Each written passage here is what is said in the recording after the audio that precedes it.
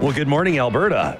It's Ryan Jespersen and Danielle Smith coming to you live in person. We don't have to line up all the tech stuff now. We're sitting together at the stunningly beautiful 770 CHQR studio. I've heard you and Kelsey are both pretty jealous because we got such a nice building here. We're not happy. When I started at Chorus, we were down in the basement of an Eau Claire building and with no windows. So it was basically the flood that displaced it was, yeah. QR and all the Country 105 and all the other stations. So look what happens. That's all you need in Edmonton is a flood. That's all we need. And you'll get a brand new building. I might go freeze up our pipes and see what can happen, but I know that I'm returning to Alberta's capital city with a list of demands. Well, I know that you're going to be down here for a few days, so you might be able to pick up a few more things to add to your list. But we'll see. So people will need to know, because we're doing this today for an hour, but we're also going to be doing a full show together on Wednesday. Very much looking forward to that. We'll debrief. You and I are going to hang out with Dr. Dwayne Bratt, who I know both of our listening audiences are familiar with, political scientist from Mount Royal University. We'll be going into the later hours of tomorrow night from the United Conservative Party headquarters at the Big Four building, which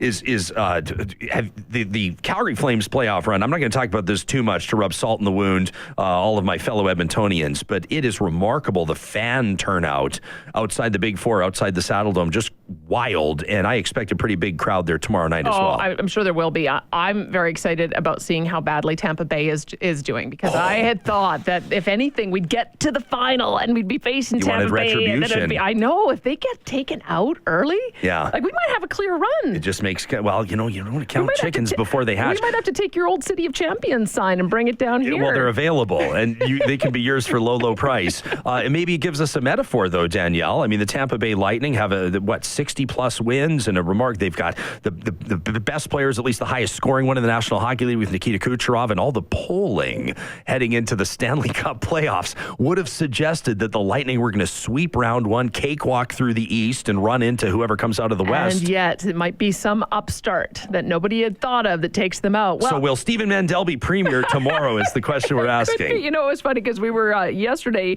at Global doing a practice run on election night, and it was sort of funny the scenarios that were run through there. But what I discovered is that I am probably the most worried for the UCP for election day tomorrow. Everybody else seems to be believing the polls and thinking that they're going to be in the order of 60 seats or more. Yeah, I still see a pathway for there to be an undetermined result tomorrow, and for there to potentially be even a minority government. Yeah, I'm not sure about that. I just don't see it happening, but crazier things have happened. I mean, something pretty unlikely happened 4 years ago, and the circumstances were different, and the political landscape was different. The economy looked a little bit different, but and maybe there were different things that were prompting people to vote and get out there. But the fact of the matter is, it's why we go to the polls. It's why we vote as opposed to just poll. I had a conversation in our independent hour, we'll call it, between 9 and 10 today on 630 CHED with Derek Fildebrandt, Stephen Mandel, and David Kahn. We had Rachel Notley lined up. She pulled shoot last minute, which is her purvey, and Jason Kenney sent his regrets. I was talking to you about that off the air, and you weren't 100% surprised. Now, a reminder for anybody that doesn't know this, I'm pretty sure most people do. You've served Albertans as the leader of the official opposition, leader of the Wild Rose Party. You've been through campaigns before, and you were telling me it's not that surprising. No, it's not, because it's funny. Maybe this is the reason why I'm more negative going into election tomorrow, because none of my team thought that we were going to lose. Tom Flanagan was my campaign manager. William Macbeth, my co-campaign manager. Brock Harrison was with me. He's now at the federal level. And Vitor Marciano, I don't know if you've had him on your show before. We have many times. But he was my key strategist on the bus with me. We were so confident that we couldn't blow the lead that we had. We didn't even write a concession speech. We figured it would be either massive majority, small majority, or maybe a minority government. And so we went in overconfident. What happened in those final 3 days, it was, don't do anything that is going to cause problems. So we started canceling a couple of the morning shows that we'd lined up and a couple of the major interviews, thinking that the only thing that could ruin it at that point was some intemperate comment by the leader that would blow up. And so when Notley cancels, that to me could be some suggestion that she might have be looking at some polls and thinking that she has a chance to squeak through on a win and doesn't want to take any hits. Because at the last stage, I mean, you'd be asking her some tough questions. It wouldn't be puffball questions in the final 24 hours. So if she's seeing that there's the potential for some momentum to turn and win a few more seats. We might not be hearing from her directly on unscripted types of interviews. More, she would probably be doing the rallies where she could control the message. Yeah, control the message. That's obviously going to be huge. We see Jason Kenney trying to do that as well. Reporters were tweeting over the weekend they were having a heck of a time trying to get comment from the United Conservative Party leader about Calgary East UCP candidate Peter Singh, whose auto repair shop was searched by the RCMP on Thursday night. I was talking about this less than an hour ago, and a listener texted in, as they have been through the campaign. Listener said Jason Kenney could rob a bank and I would still vote for him. It seems to be different rules of engagement. Right now you're saying the leader doesn't want to say anything, that would sort of like act as a bozo eruption. With United Conservatives right now, the dynamic of at least the political climate I'm sensing, I'm not sure I've seen anything like this before. It is a different political climate. I'm sort of interested in that Peter Singh raid as well, because why was the CTV there? I mean, they always say when the RCMP is investigating something, they won't even confirm an investigation. How did the news media know to be there? And it sounds like all the documents they took have been returned. So that's what I've been receiving. People are asking the question about whether or not it was politically motivated for them to do this last minute raid on Peter Singh. I don't know anything about what which it is is implying, that though, that Canada's National Police Force is taking a partisan position, which I have a hard time believing. But why would CTV News know about that? Well, it wouldn't be the first time that someone's had good luck having a camera there as offices are raided. Just a little bit of good luck I just don't know. I was talking to Dr. Brad about this, and I said, does this even matter? And what my question was intended to convey was, will this have any impact on voter intention? Now, he says, of course it matters, suggesting that if police are investigating a candidate, that should matter. But I'm not sure it will impact voter intention. I'm not sure. Just based on what I'm seeing, and again, we haven't gone to the polls yet. We don't know what the results look like. But I think that people have their flags firmly planted, maybe more so this election than the previous one. And where do they have them planted? That's the question. I cannot believe the advance polls. So what is it, 700,000 people who turned out, and which is half of the number of total voters in the last election. So the question would be then is, if you were voting early last week, what were you most influenced by? So you obviously would have been a firmed up voter. You weren't looking for anything else to convince you. So you've got your solid NDP supporters as well as your solid UCP. And a week ago, I don't know. I think that there was a different tone than there is now. This last week, people have kind of come to terms with the fact that Jason Kenney's not firing Mark Smith. And so they've come to peace with that decision. And now it's turned more to who is going to be the best leader to get pipelines built. I think that the UCP has been very effective at controlling this narrative in the last week. And Rachel Notley is putting forward, I am, because I have a collaborative relationship with the Trudeau government. I've committed to the 100 megaton cap, which is essential to getting Trans Mountain built. If you blow all of that up and you start getting aggressive, you're going to risk even getting that one approved. But then you've got Jason saying, we've tried this soft approach and it hasn't worked, so let's try something else. I think that Jason has the edge on that argument. So it may well be that the advance polls leaned NDP, but I think the vote tomorrow, for those who are waiting to see what is the final decision that I'm going to make based on what I'm seeing in the days of the campaign, I think it turns towards the UCP. I agree with your characterization of Rachel Notley's message for the most part, but I haven't heard her say anything about a relationship with Justin Trudeau. That feels toxic to me right now. I don't think I would characterize their relationship right now as collaborative by any stretch of the imagination. Maybe a year and a half ago, for sure 3 years ago.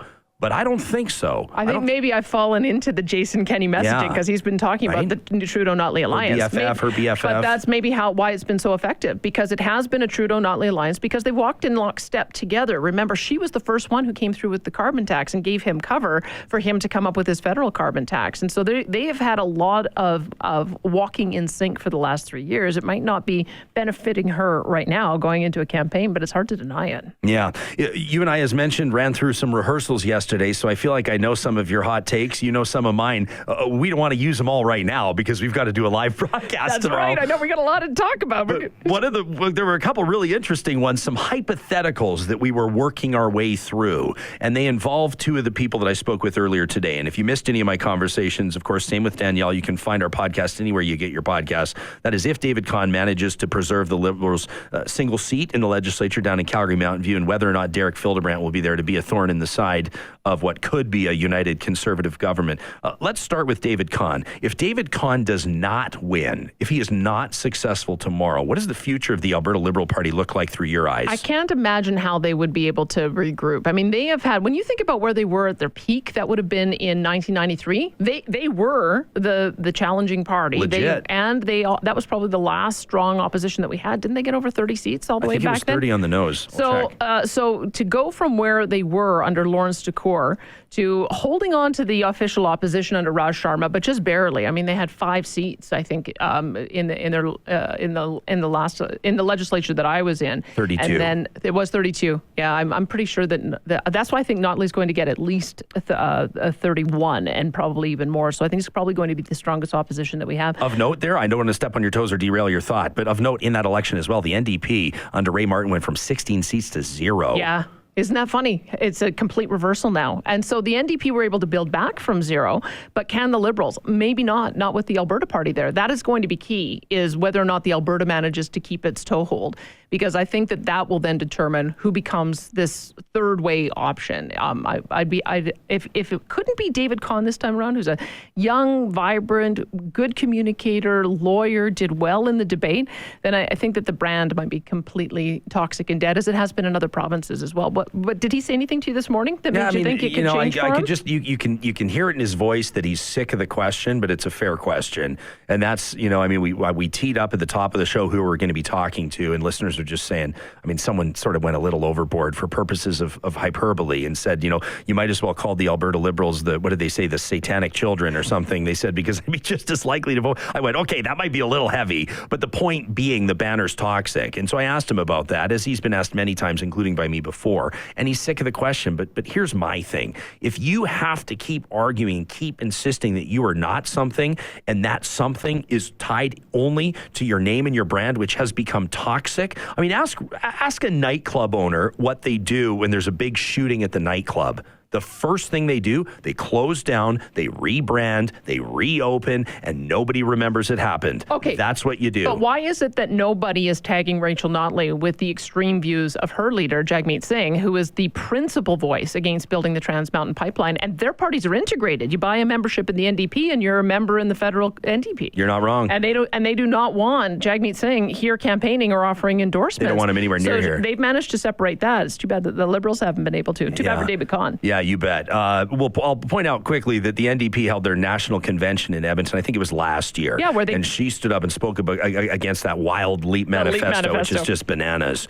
We'll be back in just a minute. It's Jespersen and Danielle Smith live in studio down here in Calgary. Decision Alberta coverage continues. All right, welcome back. It's Danielle Smith here with Ryan Jespersen and our Decision Alberta province-wide coverage. We got an hour together today, and we'll also take your calls. So I should give you the 1-800 number because Ryan's here, and so that you don't have to call long distance. It's 1-800-563-7770. You can also call and text the regular way, 403-974-8255 or 630-630 as well. Ryan is monitoring that. We were just going through talking about the interviews that he did prior to joining us at 10 o'clock today. He's been talking to the leaders of the, third parties, small parties, minor parties, parties that might not exist after parties. The next election. Underdogs. Yeah, so let's talk then about Derek Fildebrandt. Did he say anything to you that you thought was likely to break through? No. I can't see him breaking through anywhere other than his own seat. And he has put out some new signs showing that Leela here is at 34% in one of the polls, and he's at 32%. So I don't know how close it is, but he thinks it's pretty darn close. You know both of them. Mm-hmm. How do you see that going? I think that Derek is probably a better fit from his policies because he is very conservative. He's also libertarian on sort of the social issues. So I think he's probably a better fit for that riding. But Leela here comes from one of the bigger centers, Chestermere, and she's also has been the deputy leader under Jason Kenney. So people know that she's going to have a prominent position in the Jason Kenney government. Party, right? She's very important. So she'll be a cabinet minister. So that's got to weigh on people, and I would think that would be influential in turning it her way. Yeah, and he's also had his issues with the law, right? That's a generous way to put it. Yeah. And not even just with the law, but just sort of across the board. And I guess, like, I can respect where Derek's coming from to the extent that he's, I respect people that have strong opinions and stand by them. But I even, sometimes even if you're using our text lines as a barometer, people write in as self-identified conservatives, just saying the Airbnb thing for me, others, it was the hit and run thing, it was the illegal hunting thing, and you have to wonder at some point, politically speaking, you've been in the game. Once your brand is tainted, it's tough to kind of salvage that brand and move forward. You do have to leave for a while. I mean, he, to his credit, when I had him on, he said, look, I'm the kind of person that'll own up when I make mistakes and ask people for forgiveness and apologize. And that's the kind of politician I would be. And I think some people have forgiven him for that. But he might have better luck if he went away, did something else, because he was a very effective advocate when he was at the Canadian Taxpayers Federation, and then make a comeback into politics. I don't think he's done in a public advocacy or public policy role, but he may find after this one that he's just got to take a break from it for a while. What about Stephen Mandel? Because I just can't see him winning a seat in Edmonton. I still think that Edmonton is a sweep for the NDP, which means Greg Clark likely to win for the Alberta Party, which means back to Greg Clark leader of the Alberta Party, I would think. Do you really? You think you're predicting an NDP sweep of Edmonton? Yes. They're going to take every seat? Well, one of the polls, have you watched 338 Alberta? I'm keeping an eye on it. And so they do a compendium of all the polls as they go along so they can get enough critical mass of numbers to be able to predict what's happening in particular ridings. And when I looked at what their layout was for NDP in Edmonton, it was either strong NDP or likely NDP or leaning NDP. I didn't see a single place where they said it was going blue or Alberta Party. Yeah, I mean, it remains to be seen. I'll be curious to see it. You know more than me because you're in Edmonton. Well, I mean, and you and I were having a robust debate yesterday on whether or not lawn signs matter and what you can read into lawn signs. And it just matters where in Edmonton you are. I mean, if you're out in, it's kind of the same as Calgary to a certain degree in that the closer you are to the city center, the closer you are to the universities, the more orange signs you're going to see. And, the more in the suburbs you are, and then, into the sort of so-called bedroom communities, I know they hate that phrase, the more blue. So, I'll be curious to see what happens. With regards to the Alberta Party, I'm still, I mean, I guess to a certain degree, I would say I suspected this might happen, but I couldn't guarantee it, and I'm curious as to why it happened, even though my gut told me it would. The fact they're still polling at 7% with a relatively speaking palatable, centrist, common sense, non-reactionary, not scorched earth policy platform, to me, I saw more than 7% support. We'll see what Albertans say at the polls It's got to be that polarizing aspect. You just don't want to be voting for a party that might vote split. If in other words, it's not you, it's them. If it's voting for the Alberta Party means that the UCP are going to get a seat, they might not do it in Edmonton. If voting for the Alberta Party in Calgary means that the NDP might get a seat, then they're not going to do it. That might be what we're seeing. Okay, we're going to take another quick pause, and we will get to your calls. 1-800-563-7770. I'll be right back with Ryan Jespersen. It's me as well, Danielle Smith, Decision Alberta. Stay with us on Chorus Radio. Ryan Jespersen and Danielle Smith coming to you live, provincial election coverage, of course, and this is a province-wide conversation on 770 CHQR, where we sit together in studio, and of course 630 CHED up in Edmonton. Less than 24 hours until Alberta votes. It is. We were talking about what might have changed people's vote in the last week or weekend, and I think the NDP needed to have one more big scandal break that everybody was talking about, and instead everybody was talking about this Vivian Krause column in the Financial Post. I've got one of my progressive listeners who said, you ask Ryan Jespersen what he thinks of Vivian Krause, what he thinks of that column. So since I spent a few minutes talking about it, what do you think about it? What do I think about Vivian Krause, generally speaking? Yeah, and did you read her column this weekend? I did read her column. I think Vivian does good work. She's been on the show several times. What's been particularly interesting, I'm not sure if you must know Markham Hislop, publisher of Energy News. He and Vivian don't exactly see eye to eye, and so. I think it's important to understand where foreign funds are impacting Canadian policy, let alone Canadian elections. I think it's interesting what Vivian's put forward with and Jason Kenney's response to it as well, talking about lawsuits is interesting as well. The question I have many questions about it, and I'd be curious for your take on this as well, is if we're talking about foreign funds influencing third-party groups? I mean, whether it's Progress Alberta or I mean, what about, groups like, for example, the Canadian Taxpayers Federation or the Fraser Institute? I mean, there are foreign funds influencing a ton of advocacy and lobby groups in Canada, Completely. and not just on the left. Yeah. So if we want to start talking about eliminating all foreign funding, period, then sure. But then you ask the question, how do you do that? Yeah, and I think where it comes into, it's a problem when it gets into election campaigns, because what they had this Senate hearings at the federal level where if you're going to get involved in election campaigns, that's where the commingling of funds ends up being problematic. And groups like the Fraser Institute and the Canadian Taxpayers Federation don't go out doing digital town hall or digital dialing campaigns to try to influence voters to vote for a particular political party. That's where I think they've crossed the line, and that's why I think we need to take a closer look at it. They got a great question here on the text line from Adam, listening in from Camrose. Good morning, Camrose. Can't wait to be out of BVJ this summer. He says, I went to a forum. There were 7 candidates that turned out to this forum. It says, and it seemed to me that the majority of the people seemed to either care about the NDP or the UCP. It seemed the message from all the other parties was lost because of the so-called bigger name parties. He says, do you think this is the way that the political landscape will look like from here on in? And what will parties need to do to get interest on their side, not just on the bigger brands? What a great insight from Adam and Camrose. Well, you do see it too, because I noticed that as well. When you look at British Columbia, it's a 2-party province. You look at Saskatchewan and you look at Manitoba as well. It has become polarized around a conservative option and the NDP. And we're just the last one in the West to do this. It may well be that the die is now cast, that we're going to always see these 2 parties be competitive going forward. And I don't think that's necessarily a bad thing, because politicians and their followers and ministers get a little bit lazy after they've been in power for 2 terms or 3 terms, and then they start drifting.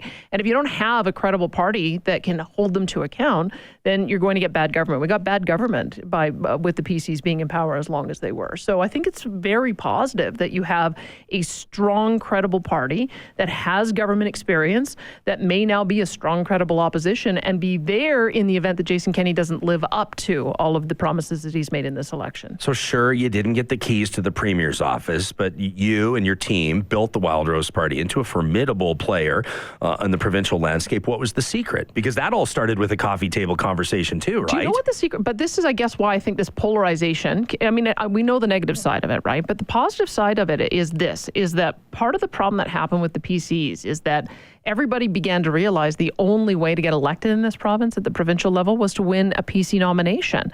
And so you could get elected but never have a chance of forming government. So you ended up with people who ran under the Liberal banner or the NDP banner crossing the floor to become progressive conservatives. You ended up with people who were Liberal and NDP running and winning nominations. And then the Progressive Conservative Party stopped really being conservative. I mean, we started seeing overspending start somewhere around 2006, and it just continued to accelerate. So this way, you actually have the Conservatives can be a conservative party, and the NDP can be a social welfare socialist party, and you have the option to vote one versus the other. I think it will probably be good for us to have that kind of debate, and we'll have a lot more diversity of the ideas being put forward. So I think that this is positive. So in short, I think we may not see an avenue for a third party to squeak through. If these 2 parties, the Alberta Party and the Liberals, don't have a toehold to get in, they might never get a toehold to get in. You talk about floor crossers. I'm curious, before we take some phone calls, I was down in South Calgary visiting some friends yesterday, and the signage there, I know I keep obsessing over lawn signs, but big ones too on the sides of the road. Rick Fraser, of course, formerly of the PCs, a former paramedic in the city of Calgary, now with the Alberta Party, and then a United Conservative candidate that is well represented as well. How do you see that one going? What does electorate usually do? I mean, do you see Rick Fraser maybe defending that seat? I like Rick Fraser. I don't know enough about the UCP candidate, but that was where Eva Kyriakos stepped down just before the campaign. It was a polarized riding because Cam Davies was also the other candidate there, and he ended up getting turfed as a candidate because of the involvement in the Jeff Callaway kamikaze campaign. So I think there were a lot of people who didn't necessarily support Eva. And then I don't know if this new person has the support of the riding. So I think it is possible that Rick Fraser could win. He's got the name recognition. He won under the PC banner last time. And so the question would be, are they prepared to vote Alberta Party? That would be the other one that I would watch. Yeah, it's Matt Jones for the UCP. Yeah, and I don't know anything about him. I don't know if he's got the kind of support. Do you want to take some calls Let's here? do it. Well, why don't we? We got Michael, we got Rory, we got Brian, we got Larry, and we got Brock on the line. Let's go to Michael first. Michael, go ahead. What's on your mind today? Hi, Danielle. How are you doing today? I'm good. Go ahead. What's up? It's so interesting listening to the show and that. I just got a couple of questions, if you don't mind trying to answer them. I'm in favor 100% for them to build the pipelines to the west coast, to the east coast, to the north coast. I think it's being blocked from the United States, like you said earlier. I think they control our economy. We got no captain at the ship of state in Ottawa now. We're just like a ship going without anybody steering it. And unless somebody steps forward and takes control, they got rid of Tom O'Kerr. He would have been an option federally. But I hope and pray in my mind that it'll be a national tragedy to lose Mrs. Notley. I was that impressed sitting back watching her govern in the last 4 years. I've been just so impressed. She's so intelligent and just so likable. I saw you on television yesterday on the panel, Danielle. I was impressed with you. I said, my God, the women are smarter than the men. Oh, well, Michael, you're... The Epsis Reid poll come out and said the ones that are supporting Jason Kenney are the older, undereducated men. Is there any truth to that? Michael, thanks for your comments on that and the compliment. I appreciate it. I would interpret those poll results a little bit differently because I broke them down a bit. In every single education category, the majority of people say that they're voting for the UCP. But it is slightly up from a percentage point of view. The UCP enjoy a greater percentage of those who have high school or less. And the NDP, it seems like the more education you have, the more likely you are to vote for them. But I still would say I think that the implication of that poll was maybe a little misinterpreted. I don't know if you had a chance to look at it. No, I didn't. I've heard people alluding to it, though. I always sort of hesitate to say, like, this is the party of the mouth breathers or this is the party. I know that a lot of conservatives didn't really appreciate Charles Adler asking Jason Kenney why the knuckle draggers were attracted to his party.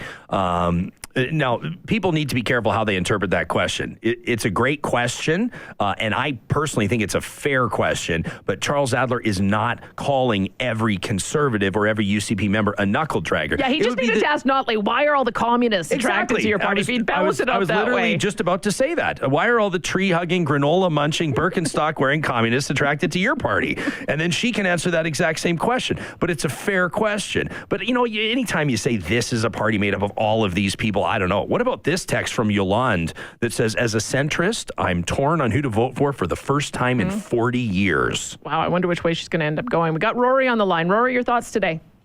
Well, I just wanted to point out on this Peter Singh matter, the reason the RCMP is always brought in is the Court of Queen's Bench people have told me that the RCMP is a subcontract provincial force, right, to the province. Yeah, that's true. So the RCMP brought in for all investigative matters, whether it's an election or not, and they'll handle arrests and then transfer it to a local force if there's one available, Edmonton, Calgary, Lethbridge, or like that. And if it's not, then, of course, then they keep the arrest themselves. Or if it's in a government building, then the Alberta Sheriff's or Legislative Security in either the McDougall Centre or the main office or at a constituency office, because the 87 constituency offices are considered adjunct buildings of the legislature. Rory. Then, of course, it's the Alberta Legislative Assembly or the sheriffs that do the arrest. Good job, Rory. Thank you for that. I didn't know, because it was a good question. Why wouldn't it have been the local police service? We got Brian on the line. Brian, your thought today? Good morning, Danielle. Hey, go ahead. Two things. One about the RCMP investigation against UCP. Yeah. It stinks. I mean, with all the crap that's gone on with SNC, and there's nothing going on at all about that, and yet anything about the UCP, they're sniffing it out like hounds. What do you think that the RCMP would investigate, though, with the NDP? I don't know that there is any RCMP investigation there. No, I don't know. Like they're going after the UCP, and they're not going after. They're investigating allegations that we don't know. The RCMP haven't clarified. What are you saying, that the police should be equal opportunity investigators? What are you talking about? I'm talking about how a political scandal comes up, whether it's in party with the UCP or whether it's with the Liberals in the federal government, and the RCMP don't investigate the Liberals or they go against something that's NDP. Brian, thank you for that. I mean, I think there probably should be an investigation at the federal level, too, just to at least clear it out one way or the other.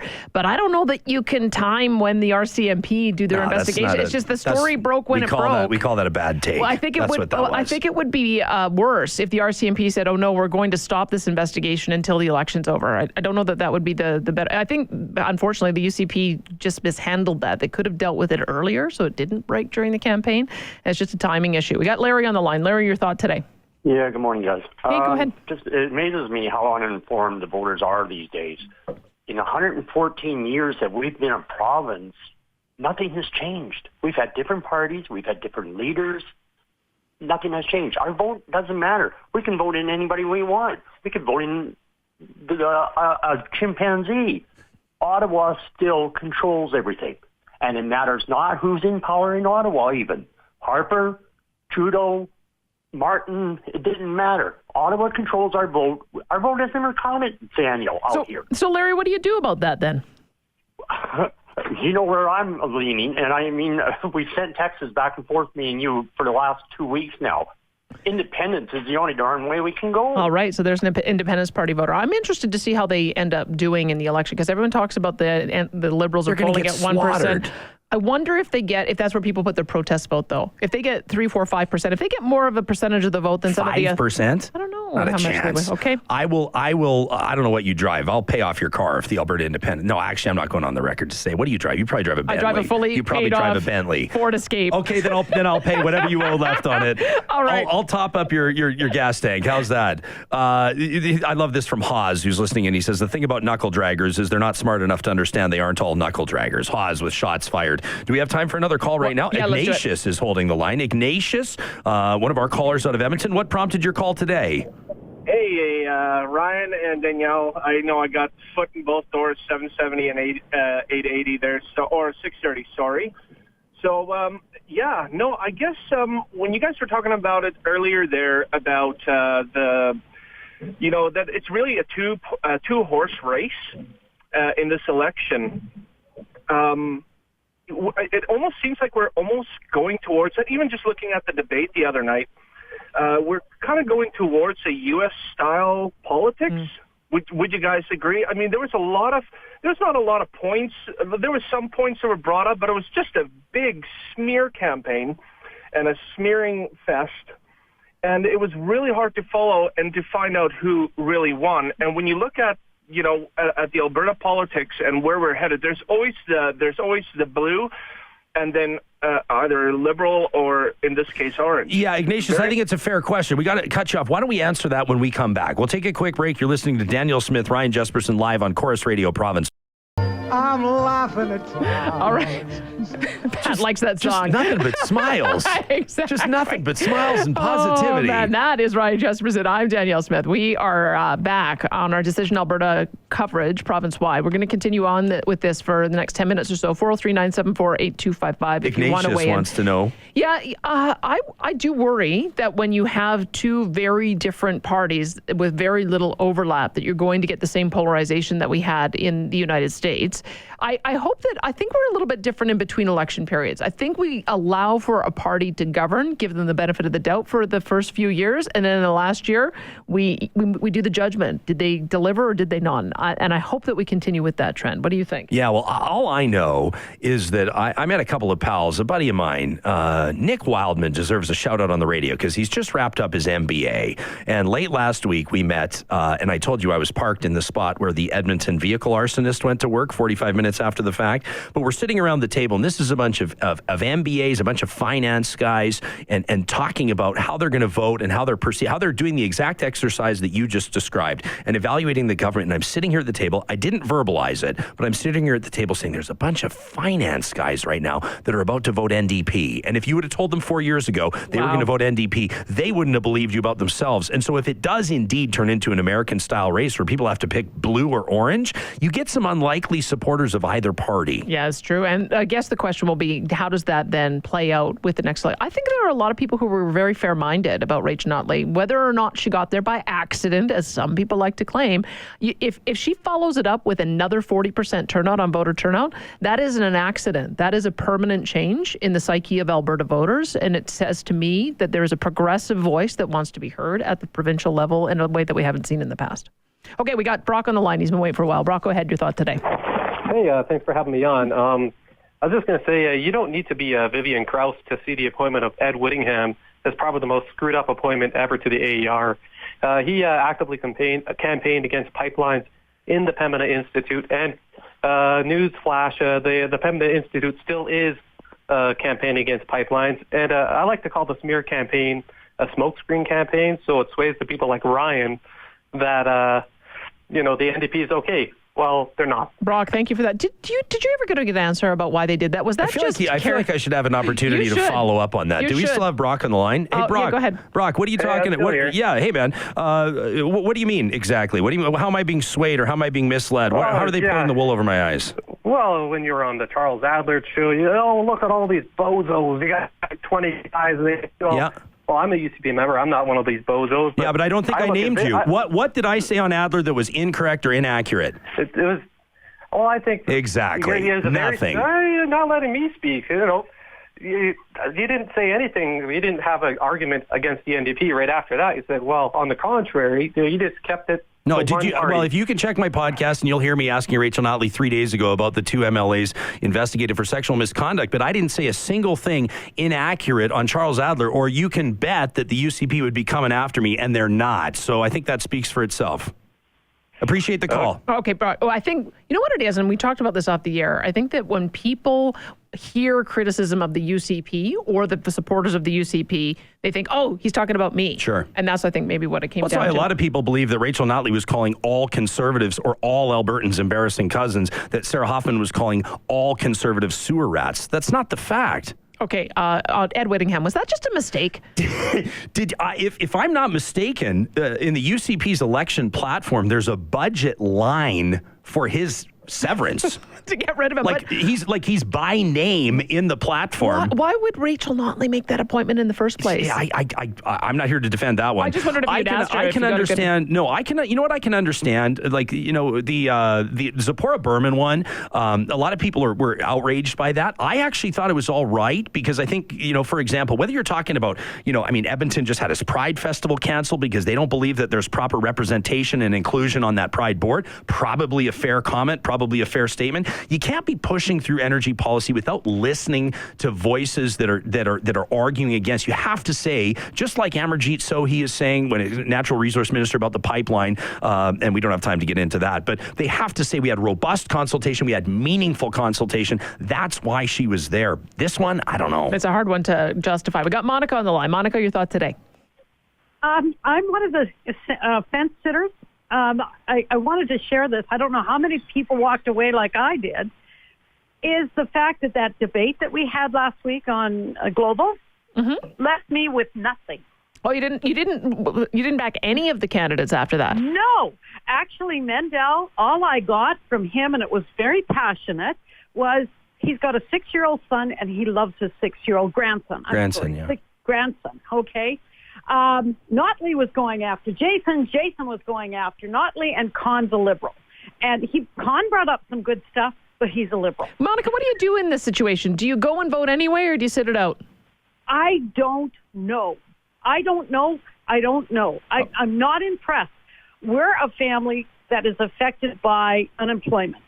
Okay? Notley's done nothing for unemployment, and I don't see Jason. He says he's going to fight, but he doesn't say how. Okay, Monica, I want you to send me a text after and tell me what you decided to do, whether you spoiled your ballot, stayed at home, or if you made a decision. I'd love to know. We've got, let me just do one last one. We got David on the line.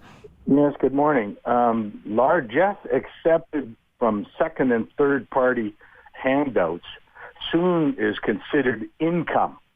In other words, and what I'm saying, and as I said to Pat, 10 years ago, I phoned in and I suggested to you that no legislature east of Quebec should be allowed to pass a monetary bill until it was passed in the Alberta legislature, because they get their money from Alberta. David, yeah? I'm sorry to cut you off on that. I think I know where you're going with that. I think we got another Alberta Independence Party. You might be having to buy me a new car. Isn't that what you promised? No, I promised to pay off whatever's owing on your previous might have to one. go buy a new this car. might be a good time to go get your oil change done, get it tuned up, Danielle. I mean, All right. We've got a couple of Alberta Independence Party feeling very passionate today, and a few people still undecided, unbelievably. But we are going to do this again on Wednesday. Looking forward to it because we'll know how it turns out. And we're going to have 3 hours to run our mouths, which will be great Wednesday morning, and very much looking forward to working with you tomorrow afternoon into the evening broadcast live on Global. It's going to be great. That was Ryan Jespersen. I'm Danielle Smith. We'll be right back on Chorus Radio.